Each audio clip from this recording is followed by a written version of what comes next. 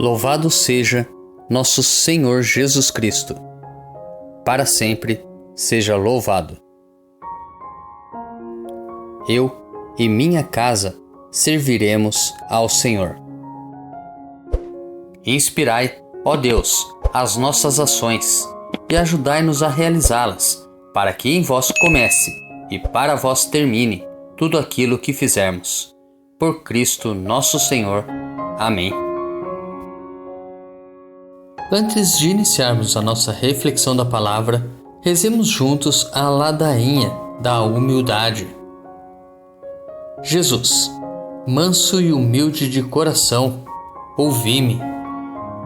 Do desejo de ser estimado, livrai-me, ó Jesus. Do desejo de ser amado, livrai-me, ó Jesus. Do desejo de ser conhecido, livrai-me, ó Jesus. Do desejo de ser honrado, livrai-me, ó Jesus. Do desejo de ser louvado, livrai-me, ó Jesus. Do desejo de ser preferido, livrai-me, ó Jesus. Do desejo de ser consultado, livrai-me, ó Jesus. Do desejo de ser aprovado, livrai-me, ó Jesus. Do receio de ser humilhado, livrai-me, ó Jesus. Do receio de ser desprezado, livrai-me, ó Jesus. Do receio de sofrer repulsas, livrai-me, ó Jesus. Do receio de ser caluniado, livrai-me, ó Jesus. Do receio de ser esquecido, livrai-me, ó Jesus. Do receio de ser ridicularizado, livrai-me, ó Jesus. Do receio de ser difamado, livrai-me, ó Jesus. Do receio de ser objeto de suspeita, livrai-me, ó Jesus. Que os outros sejam amados mais do que eu, Jesus, dai-me a graça de desejá-lo. Que os outros sejam estimados mais do que eu, que os outros possam elevar-se na opinião do mundo e que eu possa ser diminuído. Que os outros possam ser escolhidos e eu posto de lado. Que os outros possam ser louvados e eu desprezado. Que os outros possam ser preferidos a mim em todas as coisas. Que os outros possam ser mais santos do que eu, embora me torne o mais santo quanto me for possível. Jesus, dai-me a graça de desejá-lo. Primeira leitura. A leitura de hoje é tirada da carta de São Tiago, capítulo 3, dos versículos 1 ao 10. Meus irmãos, não haja muitos que queiram ser mestres. Sabeis que nós, os mestres, estamos sujeitos a julgamento mais severo, pois todos nós tropeçamos em muitas coisas. Aquele que não peca no uso da língua é um homem perfeito, capaz de refrear também o corpo todo. Se pomos um freio na boca do cavalo para que nos obedeça, conseguimos dirigir o seu corpo todo. Reparai também nos navios. Por maiores que sejam e impelidos por ventos impetuosos, são, entretanto, conduzidos por um pequeníssimo leme na direção que o timoneiro deseja. Assim também a língua, embora seja um membro pequeno, se gloria de grandes coisas. Comparai o tamanho da chama com o da floresta que ela incendia. Ora, também a língua é um fogo, é o universo da malícia, fazendo parte dos nossos membros. A língua contamina o corpo todo e, atiçada como está pelo inferno, põe em chamas o ciclo de nossa existência. Com efeito, toda espécie de feras, de aves, de répteis e de animais marinhos pode ser domada e tem sido domada pela espécie humana. Mas a língua, nenhum homem consegue domá-la. Ela é um mal que não desiste e está cheia de veneno mortífero. Com ela bendizemos o Senhor e Pai, e com ela amaldiçoamos os homens, feitos à imagem de Deus. Da mesma boca saem bênção e maldição. Ora, meus irmãos, não convém que seja assim.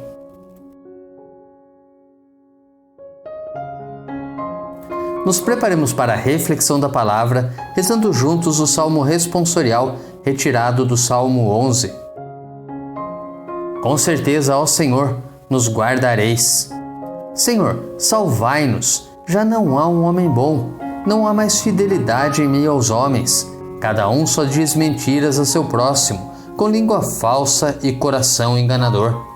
Senhor, calai todas as bocas mentirosas e a língua dos que falam com soberba, dos que dizem: nossa língua é nossa força, nossos lábios são por nós. Quem nos domina? As palavras do Senhor são verdadeiras, como a prata totalmente depurada, 7 vezes depurada pelo fogo. Vós, porém, ó Senhor Deus, nos guardareis para sempre, nos livrando desta raça. Com certeza, ó Senhor, nos guardareis. Evangelho. O Evangelho de hoje é tirado de Marcos, capítulo 9, dos versículos 2 ao 13. Naquele tempo, Jesus tomou consigo Pedro, Tiago e João e os levou sozinhos a um lugar à parte sobre uma alta montanha e transfigurou-se diante deles. Suas roupas ficaram brilhantes e tão brancas como nenhuma lavadeira sobre a terra poderia alvejar. Apareceram-lhe Elias e Moisés e estavam conversando com Jesus. Então Pedro tomou a palavra e disse a Jesus: Mestre, é bom ficarmos aqui. Vamos fazer 3 tendas, uma para ti, outra para Moisés e outra para Elias. Pedro não sabia o que dizer, pois estavam todos com muito medo. Então desceu uma nuvem e os encobriu com sua sombra, e da nuvem saiu uma voz: Este é o meu filho amado, escutai o que ele diz. E de repente, olhando em volta, não viram mais ninguém, a não ser somente Jesus com eles. Ao descerem da montanha, Jesus ordenou que não contassem a ninguém o que tinham visto, até que o Filho do Homem tivesse ressuscitado dos mortos. Eles observaram esta ordem, mas comentavam entre si o que queria dizer ressuscitar dos mortos. Os 3 discípulos perguntaram a Jesus: Por que os mestres da lei dizem que antes deve vir Elias? Jesus respondeu: De fato, antes vem Elias para colocar tudo em ordem. Mas como dizem as Escrituras, que o Filho do Homem deve sofrer muito e ser rejeitado? Eu, porém, vos digo, Elias já veio, e fizeram com ele tudo o que quiseram, exatamente como as Escrituras falaram a respeito dele. Reflexão.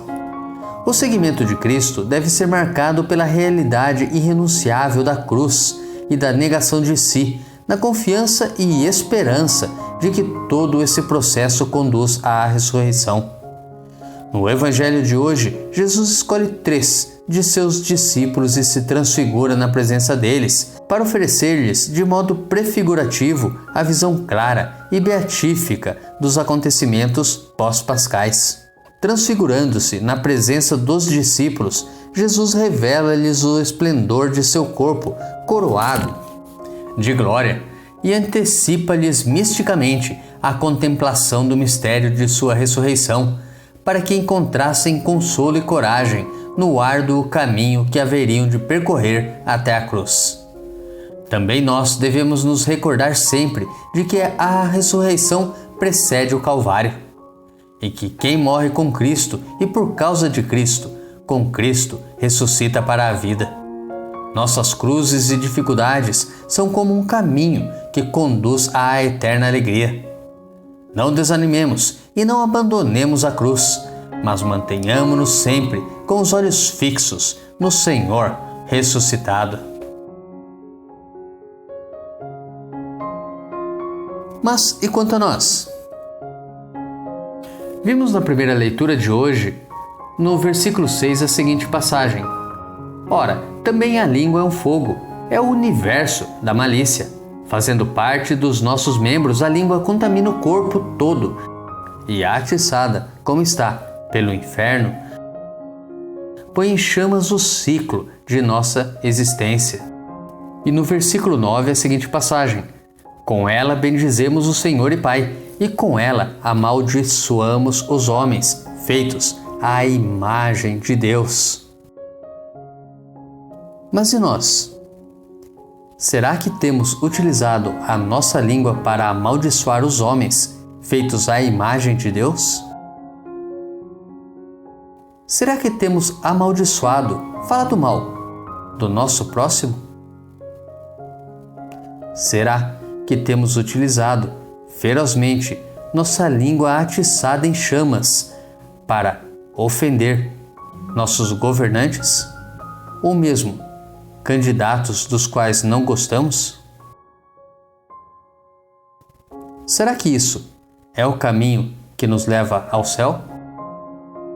Como no versículo 8a do Salmo de hoje, rezemos: Vós, porém, ó Senhor Deus, nos guardareis para sempre, nos livrando desta raça.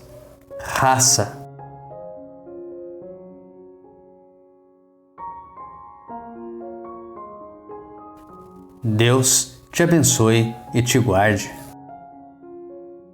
Grave agora um áudio com a leitura do dia e encaminhe para o seu próximo. Ou envie um versículo da Bíblia nesse instante. Se preferir, compartilhe este vídeo. Curta, comente com o seu amém. Deus te abençoe.